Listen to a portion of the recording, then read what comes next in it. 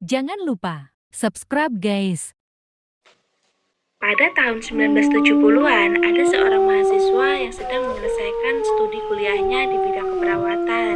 Dia bernama Donna. Semasa kuliah, Donna tinggal di apartemen kecil, sekamar dengan temannya yang bernama Anggi.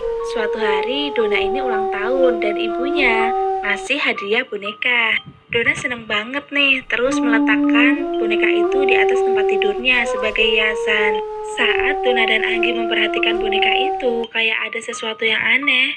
Boneka itu bisa gerak-gerak sendiri. Awalnya sih gerakannya nggak terlalu mencolok, Besti. Tapi lama-kelamaan boneka itu bisa pindah dari ruangan satu ke ruangan yang lain. Kadang-kadang boneka itu ditemukan bersila di atas sofa. Di lain waktu, boneka itu juga ditemukan berdiri tegak di atas kedua kakinya. Hampir sebulan setelah memergoki kejadian aneh, akhirnya Donna dan Anggi ini pergi ke orang pintar. Orang pintar itu kemudian berbicara dengan boneka tersebut yang ternyata dirasuki oleh arwah bernama Annabel.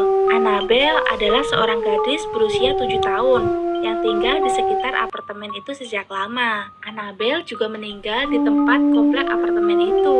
Arwah Annabel mengatakan kalau dia itu seneng tinggal sama Donna dan Anggi. Terus karena Donna ini kasihan, akhirnya dia mengizinkan Annabel untuk tinggal di dalam boneka itu. Ternyata keputusan mereka itu salah, Besti. Suatu hari ada temen Donna yang lagi main ke apartemennya. Dia bernama Lau. Lau ini dari awal udah gak suka sama boneka Annabel.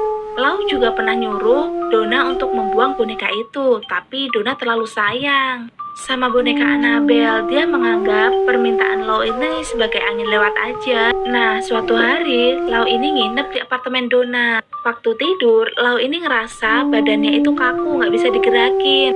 Saat matanya ngelirik ke bawah, ternyata ada boneka Annabel yang menyergap kakinya. Lalu dalam hitungan detik, boneka itu mencekik Lau. Lau berusaha melawan, tapi dia nggak bisa apa-apa. Dia panik dan pingsan. Keesokan paginya, Lau terbangun. Dan dia meyakini kalau yang dilalui semalam itu hanya mimpi buruk. Lalu keesokan harinya, Lau ini nginep lagi di apartemen Donna. Karena penasaran sama boneka Annabel, Lau mendekati boneka itu. Tiba-tiba dia merasa ada sosok aneh yang berada di belakangnya. Lau refleks terus berputar ke belakang. Betapa kagetnya dia.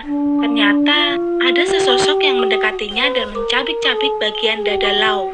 Hingga kemejanya berlumuran darah. Kemudian, Lau menceritakan kejadian itu kepada Donna dan Anggi.